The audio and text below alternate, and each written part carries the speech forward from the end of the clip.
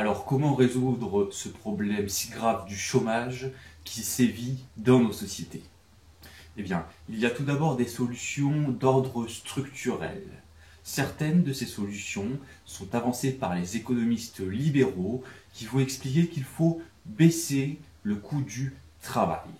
Alors, le coût du travail, pour rappel, c'est l'ensemble des dépenses que doit régler un employeur pour obtenir une heure de travail salariée, et cela comprend donc le salaire brut, mais également les cotisations sociales à la fois salariales et patronales. Le problème, nous expliquent les libéraux, c'est que si ce coût du travail est trop élevé, cela va créer une situation d'excédent, c'est-à-dire que l'offre du travail de la part des salariés est importante, mais la demande de travail des employeurs est trop faible. Par conséquent, tous les salariés ne trouveront pas d'emploi. Ainsi, les libéraux nous expliquent qu'en plus, à l'heure actuelle, du fait de la mondialisation, il est très important de baisser le coût du travail, car cela permettra aux entreprises de baisser leurs prix. En d'autres termes, dans le cadre de la mondialisation, de gagner en compétitivité prix. Ce qui est très important à deux égards. Tout d'abord, cela permet d'augmenter la consommation nationale de ce produit, mais également cela permet d'augmenter les exportations à destination de l'étranger. Par conséquent, si la demande de ce produit à la fois nationale et étrangère augmente, la production va augmenter et donc l'emploi salarié. Cette baisse du coût du travail a un rôle important à jouer aujourd'hui concernant les bas salaires. Les bas salaires qui concernent très souvent des personnes peu qualifiées et dont l'emploi aujourd'hui est menacé.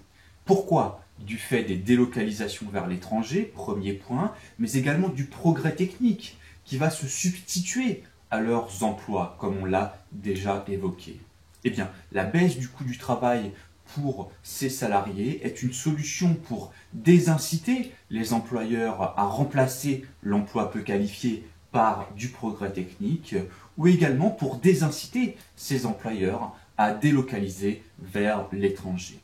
C'est ainsi pour cela que la France s'est orientée depuis le début des années 90 vers un abaissement du coût du travail des salariés peu qualifiés, en modérant par exemple l'augmentation du salaire minimum. Autre solution trouvée par la France, celle de baisser le montant des cotisations sociales payées par les employeurs pour les bas salaires. À côté de cette solution de baisse du coût du travail, on trouve une autre solution face au chômage d'ordre libéral, celle de flexibiliser le marché du travail. Qu'est-ce que flexibiliser le marché du travail? C'est tout simplement, nous disent les libéraux, lutter contre les rigidités qui sont présentes sur ce marché. Ces rigidités proviennent d'institutions qui vont contraindre les employeurs, comme par exemple le SMIC, ou encore les règles de protection de l'emploi. Eh bien, les libéraux expliquent que ces rigidités sont un obstacle à l'emploi car elles vont empêcher les employeurs d'ajuster leur effectif salarié, mais également de faire évoluer, de modifier le niveau de salaire en fonction de la conjoncture économique. En d'autres termes, un employeur devrait pouvoir obtenir beaucoup de salariés et proposer des salaires élevés quand l'activité économique va bien, et se séparer de ses salariés, en avoir seulement un petit nombre, leur proposer des salaires plutôt faibles quand l'activité économique va mal. En conséquence, la France, mais également d'autres pays, se sont orientés vers des mesures de flexibilité dites quantitatives, qui sont de deux ordres.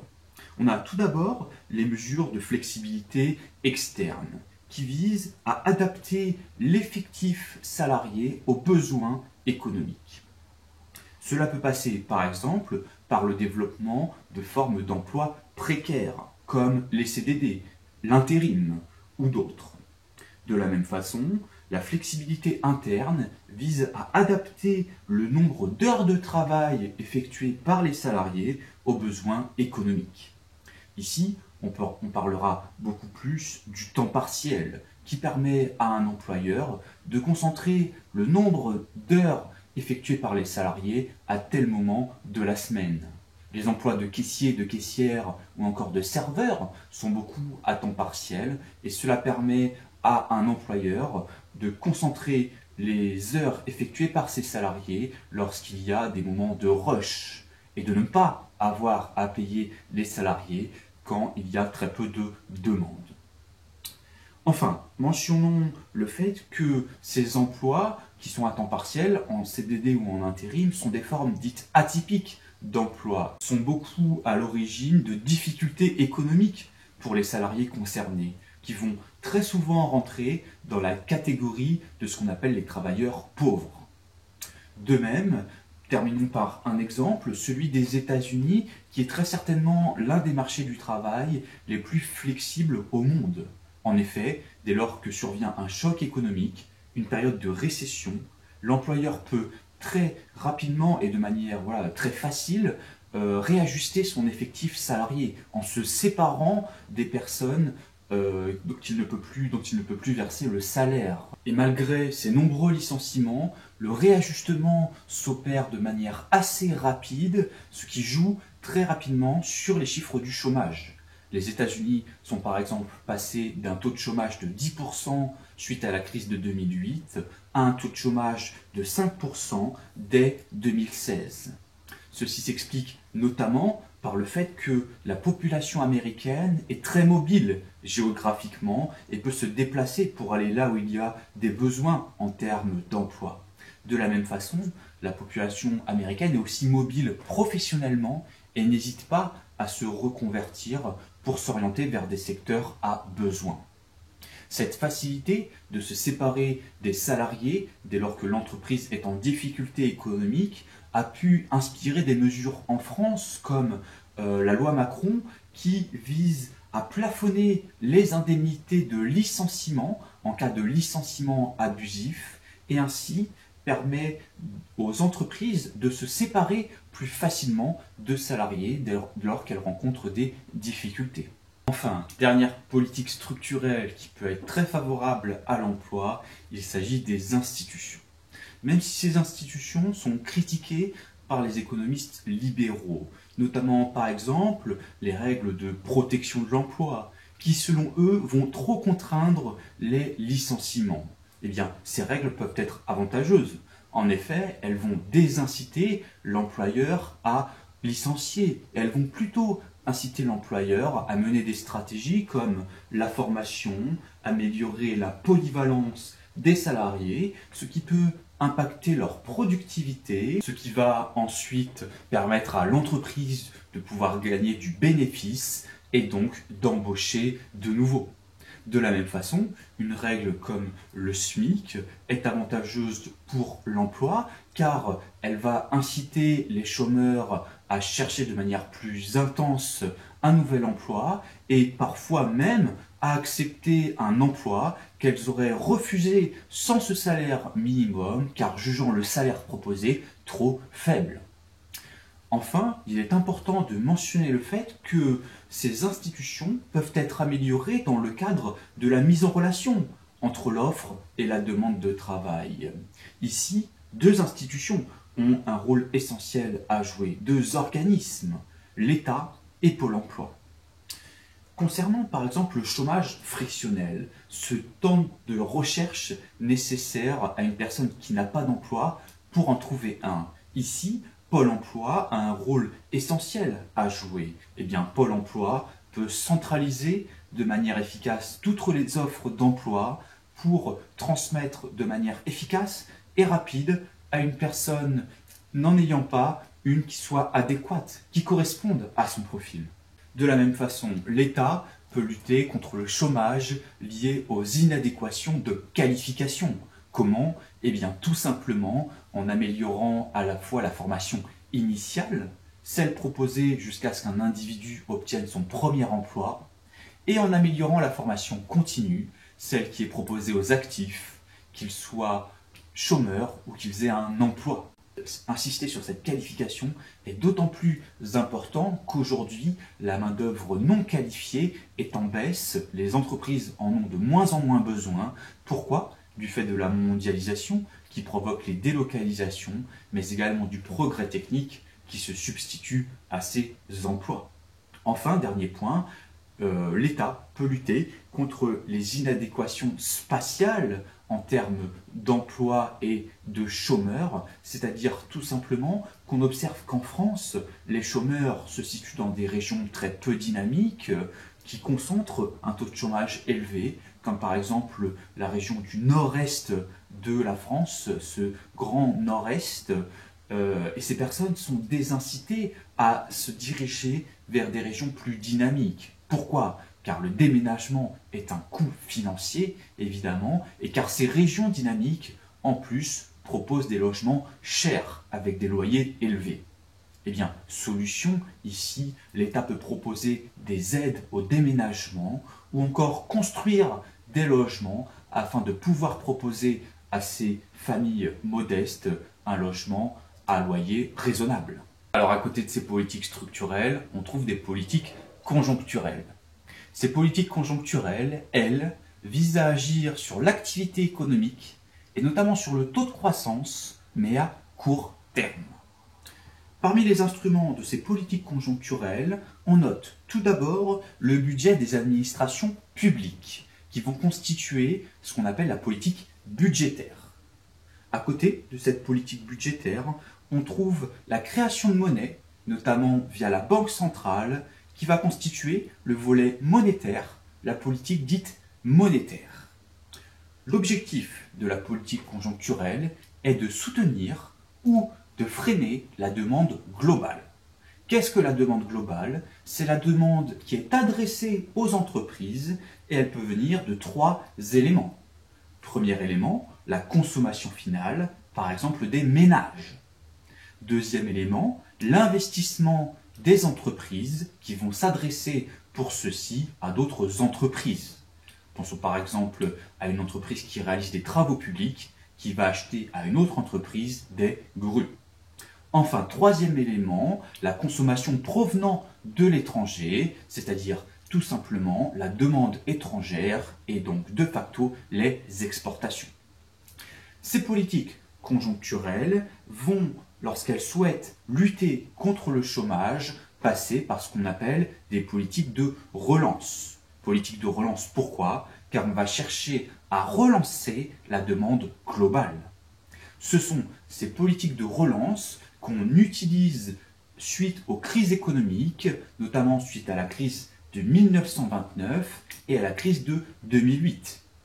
L'auteur que l'on a étudié dans la vidéo précédente, John Maynard Keynes, milite pour ces politiques économiques et c'est notamment lui qui, suite à la crise de 1929, a inspiré la politique de relance américaine dite du New Deal.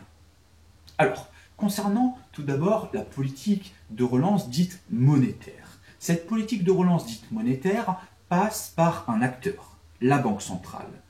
Lorsqu'elle souhaite relancer la demande, la Banque centrale va baisser ce qu'on appelle les taux directeurs. Les taux directeurs qui vont fixer le coût de la monnaie centrale pour les banques dites commerciales. Si la Banque centrale baisse le taux directeur, elle baisse le coût de la monnaie centrale. Les banques commerciales peuvent donc obtenir plus de monnaie centrale à un coût inférieur, ce qu'elles vont réaliser, et suite à quoi elles vont ensuite proposer des prêts à leurs clients, des prêts plus attractifs.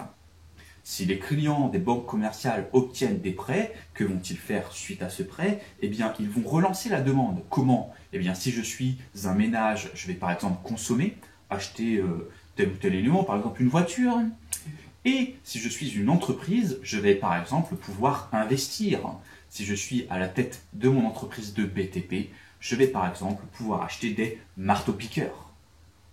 Concernant la politique, cette fois de relance dite budgétaire, elle passe par 2 éléments. Premier point, la relance budgétaire passe par une baisse des prélèvements dits obligatoires, impôts et taxes par exemple. Il peut s'agir d'une baisse par exemple de la TVA. De la même façon, la politique budgétaire passe par une hausse des dépenses publiques. L'État va par exemple transférer plus d'argent vis-à-vis des individus qui disposent de minima sociaux.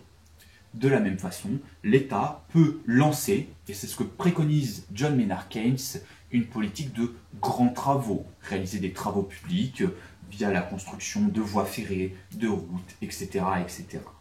Suite à cette relance budgétaire, la demande adressée aux entreprises va augmenter. Pourquoi? Eh bien, tout simplement parce que les investissements vont augmenter. Une entreprise qui réalise par exemple des marteaux-piqueurs ou des grues va voir sa demande augmenter car les entreprises qui réalisent les travaux publics en ont besoin. De la même façon, un supermarché va voir sa demande augmenter. Pourquoi? Eh bien, car le revenu disponible des ménages a augmenté. Rappelez-vous, baisse des prélèvements obligatoires et hausse par exemple des transferts sociaux. De la même façon, les ouvriers qui ont participé aux travaux publics vont eux aussi consommer dans les supermarchés. Alors, du fait de cette hausse de la demande adressée aux entreprises, on va assister à une hausse de la production. Je travaille dans une entreprise de grues, on va devoir augmenter la production de grues pour répondre à la demande. De la même façon, je travaille dans un supermarché, je vais devoir augmenter la production. Pourquoi? Car la demande augmente pour les produits présents dans les rayons. Alors, du fait de cette hausse de la production dans les supermarchés, on va assister de nouveau, et c'est pour ça qu'on va parler d'un cercle vertueux, d'une hausse de nouveau de la demande.